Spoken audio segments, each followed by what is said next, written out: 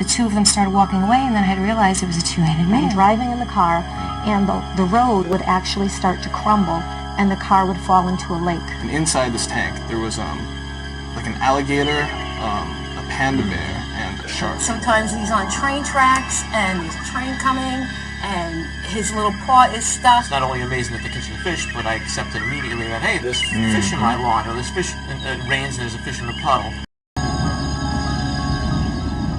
I'm Sandy. I'm 45 years old. I'm a retired New York City police officer, and I'm a mother of 2 children. So, Sandy, why don't you tell us about your dreams? Okay, well, first of all, it's always in a big house. It's either a mansion or it's a castle, but it's always one or the other. It always has 2 floors. There's always 10 rooms or more. It's very majestic, you know. There's like pillars everywhere. It's my house, and I should be thrilled, but I'm always very sad. It almost never has furniture, and if it does, it has very little furniture. And it's always in the back of the house, like almost like storage. I think what's most disturbing is that it's always so sad there, you know, and I don't like being there. You're not maximizing your potential. In a nutshell, that's what the dream is all about. That's why it's sad. Really? Sad within. And our house represents our state of consciousness. In all the rooms, 10 rooms, many different rooms, because as we expand and explore, we can tap into different areas. And so you've got the house, but you stay in the one room. And you haven't moved in yet. See? You're not quite comfortable. Taking charge, taking control of all that you can become. The good news with that dream is that when we dream of being in a mansion, that is your potential. In other words, that's really who you are inwardly, that you haven't stepped into outwardly in your life yet. You gotta move the furniture. Yeah, you gotta move it in. That dream is really, it's wonderful. I know it may feel sad. It does feel sad. And you're saying that's a wonderful dream. It is. Yeah. It is, as soon as you move in. So you just need to go shopping in your dreams. Tonight, we have a little homework for you. You're going to program your dream tonight, and what you're going to do is you're going to move your furniture in tonight. The bizarre part is when you change your dreams, your outer life is just going to blossom. It's going to explode into everything you want it to be.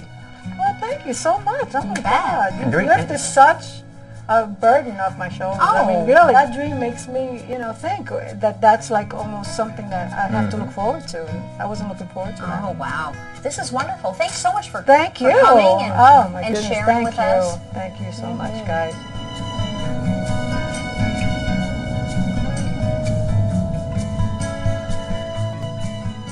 Well, since meeting the Dream Dudes, it's really been eye-opening for me. That sadness that I felt in the house, you know, was, it was, you know, the sadness I've been feeling for myself. Sandy, like so many people, like all of us really, probably has a little bit of a self-esteem issue. Sandy was, she's on the verge of a breakthrough as well. She's in the middle of ending one career and possibly starting another, and kind of in limbo and that type of thing. And all that requires on an individual is to make a decision and take action and move forward. The Dream Dudes told me that it's time to move in some furniture. And I've wanted to go to college since I was a teenager, and I never did. And now that I can, I still, you know, had decided not to do it, you know, and why, you know, why? Because I wasn't important enough, you know, and now I am, you know, thanks to the Dream Dudes. You know, I realized that my mansion needed to be furnished, and that's a piece of the furniture. If we look at the positive side, Sandy has an extreme amount of talent and potential that she needs to tap into.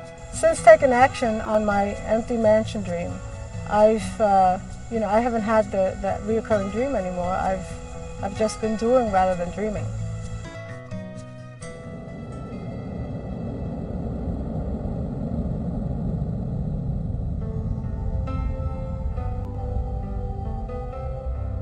Hi, my name's Mary. I'm 36 years old, and I am an actress and a stand-up comic, and I'm married. Hey, Mary, how are you? Hi, thanks for having me. Oh, we're so delighted to have you. I have a recurring dream that I'm just dying to find out what it means. Oh, do tell. When it occurs, it's very disturbing, it's very real, and it involves my cat. It starts off where I am holding the cat, and I'm holding the cat tight. And I know in the back of my mind that if I let go of the cat will shoot out the door or run out the window or somehow get outside. Right. And then I know that will be the end of this cat's life. And I'm like holding on so tight, and he's squeezing, and the more he's trying to finagle and get out, the more tighter I'm holding him, to the point where I think I'm actually hurting him. Right. And he somehow always like goes under or around, or he finds a way to get out of my arms. He shoots out a door, shoots out a window, shoots out a ceiling, wherever he's shooting out. And then he runs always into like a perilous situation. The situations are always different, but they remain the same in the fact that I know he's always going to die. Sometimes he's on train tracks and there's a train coming and his little paw is stuck and he can't get out of the railing, and then right before he gets hit, I wake up. And it's always a very disturbing feeling when I wake up because it felt very real. Sometimes I have to look around for the cat and make sure, was that a dream or was that, and then that feeling lingers like all day. You're holding on too tight. The dream's showing you that you're holding the cat, and it almost feels like you're hurting the cat at some point. Yes. You're hurt, and really what you're hurting is yourself, because you're holding on too tight to something, and you need to loosen the grip on that. And the question you need to ask yourself, and only you know this, is, what's going on in your life right now with relationship. Cats often in dreams, not always, it's individual to what a cat means to you, but in many cases, and it does to me, sometimes a cat will represent relationship. When I dream about a cat in a dream, it's telling me about my relationship. How's your relationship life? Well, I'm married, and it's basically good, but there are times that we've hit really hard spots. Right. Maybe I'm trying to hold on to him too tight, or the relationship too tight. Whenever we hold on to something too tight, sure enough, it's going to slip away from us. Yeah, it's really about freedom. Yeah. And giving our loved ones freedom and space to be all that they can be, even though sometimes it doesn't feel good.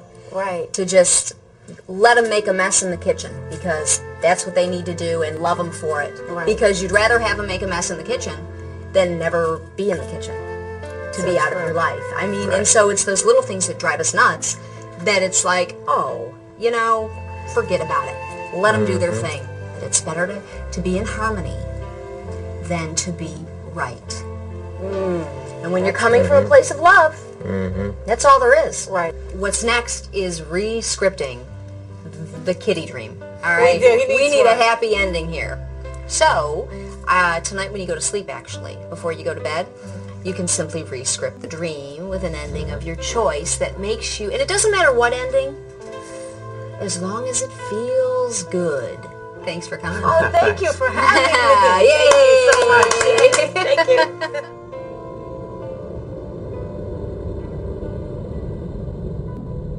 The dream dudes told me to re-script the dream, reprogram it. That's what I was working on for the last week, really re-scripting the dream.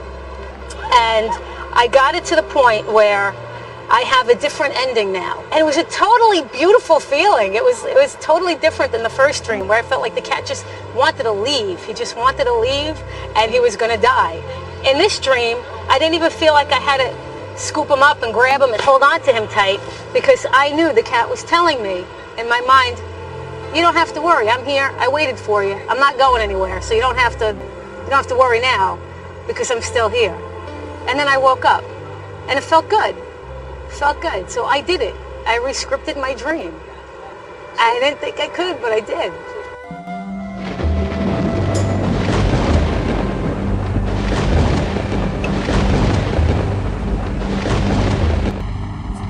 Hi, I'm Pete. I'm 21 years old. I live in Manhattan, New York, and I'm a student. Her in the dream, but it's not her in my head.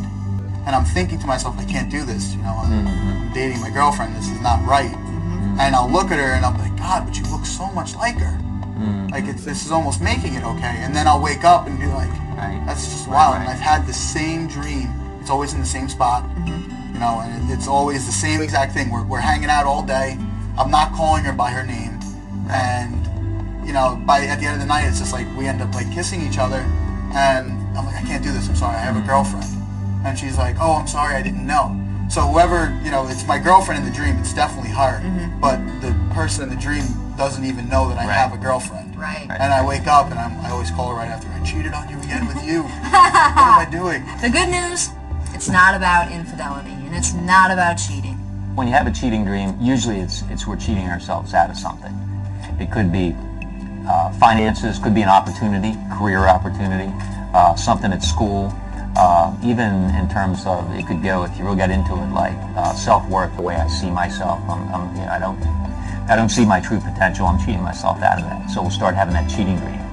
So really, what's important, Pete, is for you to figure out, like, what are you cheating yourself out of? It can't be anything career-oriented because I'm very career-oriented. And I also don't think it has anything to do with my girlfriend because we speak on the phone maybe 10 times a day. We see each other every day at school. We do everything together, so I know it has nothing to do with her.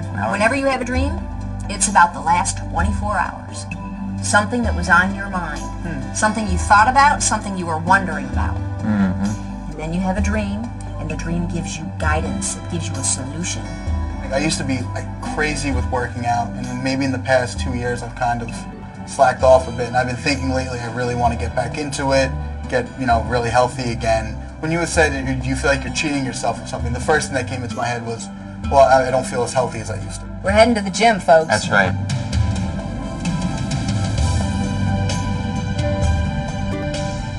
Since meeting with the Dream Dudes, I've completely stopped having the cheating on my girlfriend dream.